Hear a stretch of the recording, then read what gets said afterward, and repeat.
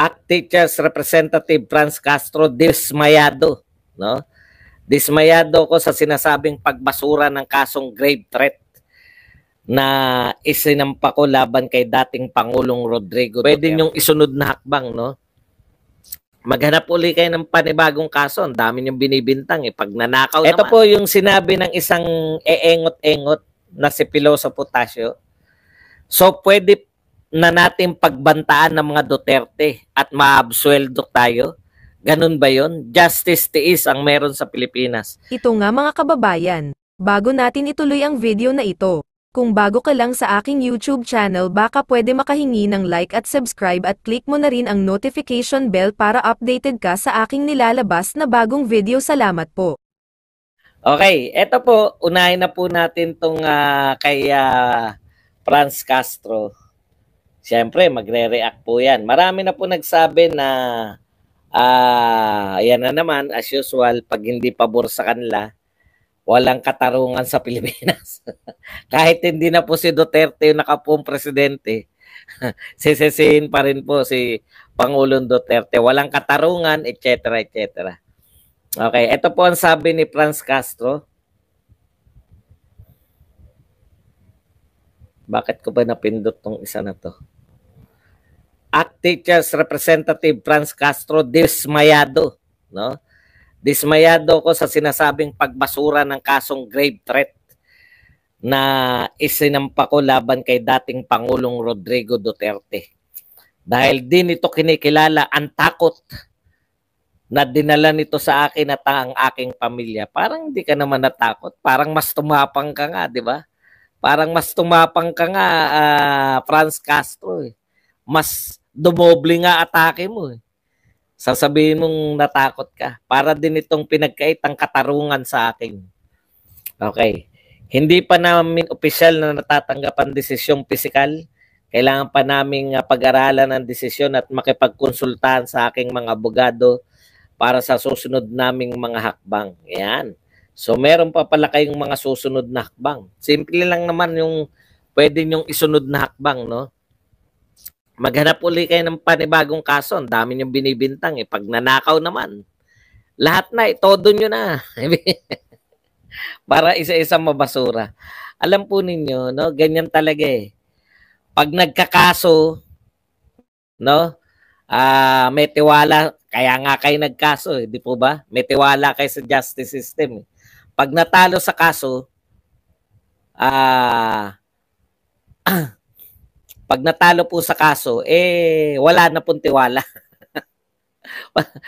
Dismayado sa justice system. In the first place, no? Hindi po ibig sabihin ng pagkakaso, dalawa po yan, di ba? Pwedeng ma-dismiss yung kaso o pwedeng kayo ay manalo. Pwede kayo manalo at matalo sa kaso. Ang gusto ng mga to, manalo lang. Hindi marurunong i-appeal pa raw nila. Paano nyo i-appeal? Hindi po appealable yun. Pag si Pangulong Duterte nililitis eh. Walang matibay na ebidensya. Ayan. 218,000 na tayo pala. Thank you very much po sa mga subscribers natin. 218. Sa Facebook naman, medyo mag-subscribe lang po kayo. Okay. Pag-usapan po natin, no? Ito pong mga reaksyon ng iba na nadismaya rin katulad ni Castro. Ang tanong ko nga dyan sa mga yan, bakit nung si Dilima ay pinalaya ng korte, hindi kayo nadismaya sa korte? Pinapansin nyo kasi, kaya po may nagtatapik sa akin, gusto niyang kunin kayo. Nasa, di ba, viewers ko kayo. Ganun lang po yun. Huwag niyong panoorin. Pag wala na nanood, hindi na po yan. Iba na. Okay. Ito po yung sinabi ng isang eengot-engot na si Piloso Potasio. So, pwede na natin pagbantaan ng mga Duterte at maabsueldo tayo. Ganun ba yun? Justice tiis ang meron sa Pilipinas. Alam mo, Piloso Potasio, pwede mong pagbantaan yung mga Duterte kung tanga ka. lahat pwedeng gawin ng tanga, no? Kung tanga ka, Pagbantaan mo lahat, pwede mo nga kainin yung EBS mo. Eh. Di ba dilawan ka? Para manilaw ka na talaga. Yan po ang mga reaksyon ng mga mahihina kokote. Yan, tama yan. Pag tanga ka, akusahan mo yung mga Duterte. Maabsuelto ka. Tanga ka eh. Okay. Punta po tayo rito sa na-scam. Ayan, na-scam daw po sila. Ito po ay isang tagpo, no? Ini-interview tong babaeng ilan lumagda sa pagsulong ng charter chains, nais bawiin ng pirma. Ayan, ito po ay report ng CNN, hindi po ni Badong. Galing po to sa CNN Philippines. Ayan. Sabi niya, nitong tinago yung pangalan at tinago pati muka, hindi niya raw alam yung pinipirmahan niya. Ang alam niya raw, ayuda, bibigyan siya ng ayuda. Ngayon, nung nasabi sa kanya, charter chains, aba, hindi niya raw po naunawahan. Alam po ninyo, napakarami pong ganyan, no? Ang tanong nga nito ng babaeng itinago ang mukha at pangalan, pwede raw bang bawiin yung kanyang perma? Alam niyo po, marami pong ganyan na kaso. Yung isa naman po na mapagmarunong si ate, kapitbahay ni itinagong mukha at tinagong pangalan, akala niya ayuda. May presyo pa 2,000. Akala niya 2,000 yun. Pero ano man yung pinirmahan niya, hindi siya sigurado. Pero sang-ayon na po siya, mapa ito man ay tsatsya o mapa ayuda. Alam po ninyo, ang masama po rito, no? Sinasabi po ni Senator Amy Marcos at saka ng mga ibang senador, yung ayuda mismo, yung pinangangalandakan, no? Para pumirma rito sa tsatsya na to. At meron na pong nahawakan si Senator Marcos na laman mismo. Ito na po yung laman, no? Ang pinapipirmahan po pala, hindi lang po yung tanong na gusto nyo bang baguhin yung konstitusyon. Meron pong pati po yung paraan ng pagbabago. Ito po yung nakalagay doon sa pinapakita ni Senator Marcos na form na nakuha raw niya sa isang staff at mismo doon sa mataas na tungkulin ng congressman, no? Ayon dito sa CNN Philippines. Dapat ginagano natin eh. Sa kumakalat na petisyon, pamamagitan ng joint voting ng Senado at Kamara, bakit ano po pagkakaiba niyan, no? Siyempre tututol po rito yung Senado kasi joint voting 300 plus yung mga congressman, yung mga senador 24 lang sila. So kakainin lang po sila. Pero hindi po yan ang konstitusyon natin eh.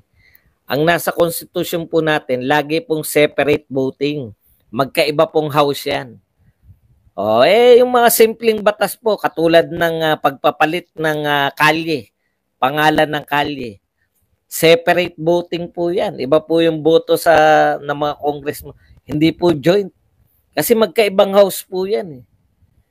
Ang gusto po ng pagpapapirma, aamyendahan yung konstitusyon sa pamamagitan ng joint voting. Yun po pala yung laman ng pinapipirmahan dyan sa People's Initiative na yan. No? Mali po yan. Dahil magkahiwalay po yung House of Representatives at saka Senate. Sabi nga sa inyo, yung katulad po nito, budget. Separate po. Separate yung botohan ng budget sa House of Representatives at sa Senate. Yun nga lang, kaya pag may hindi sila napagkasunduan, may BICAM doon po pag-uusapan. Yun nga lang, sa BICAM din nagaganap yung mga insertion ng budget. Sa BICAM po ginanap yung insertion ng 12 billion para po sa binigay sa COMELEC na ang sinasabi po ay tsatsya. Ayan. Okay. Ito po simple lang po. Yung mga batas po napapalitan yung kalye. Separate pa rin po kailangan. Separate po yung boto ng HOR tsaka ng Senate. Bakit po sa napaka-importanting pagpapalit ng konstitusyon, bakit ang kahulugan po ng joint voting, tsipwera na po Senado. Bakit po? 300 plus yun eh. Yung nasa HOR eh. Sa Senado, 24 lang sila. May tsipwera po yung buong House ng Senate. Yung buong bahay ng Senado, may tsipwera po. Kaya pala pinupush nila yan. Kaya pala yung sinabi ni Martin nung December na gagawa sila ng paraan na makakapag-charter change nang hindi kasama yung Senado. Naisip ko noon, paano nyo gagawin yan? Nung Disyembre, nung sinasabi ni Martin yan, sinabi na ni Martin yan eh. Pero ang iniisip ko, paano nyo gagawin yan? Papayag ba Senado? Yung pala, through People's Initiative. Nakasulat pala. Ba? Na joint voting ang pag-amyenda sa konstitusyon. O yun po ang pinapipirmahan nila sa mga tao. No? Ayon, huwag natin kakalimutan yung source. Ayon kay Senator Amy Marcos. Mga ano talaga eh, no? Talagang manggigigil ka eh. At ang mahirap pa po nito, napakarami po. Eto malupit, buti pa nga sa Bicol, may 100 lang na may kaya po yung sinasabi ni Mike Abe na baka pamasahe lang yan, sino bang taong papayag na 100 lang? Marami. Kung pinangakuan ka, natatanggap ka ng ayuda na 2,000 o mahigit pa. Hindi mo naiintindihan, Mike Abe, palibasa munyaman ka, no? Hindi mo naiintindihan yung mga mahirap. Sabi nga nung nagsabi, no, okay pa rin ako dyan. Mapa-charter change yung pirma ko o 2,000 na ayuda. Biruin mo, sinabi niya 2,000. Ano yun, manghuhula yung tao?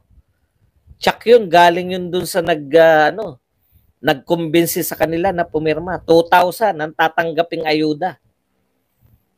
Yun, Mike Abe, naunawaan mo, hindi ka binigyan ng 100. 100 yun plus ayuda. Dito sa Quezon City, mukhang nakatkong pa yung 100. Kung nagustuhan mo ang ganitong video, huwag kalimutan ang magkomento kung ano ang saloobin mo. Salamat po.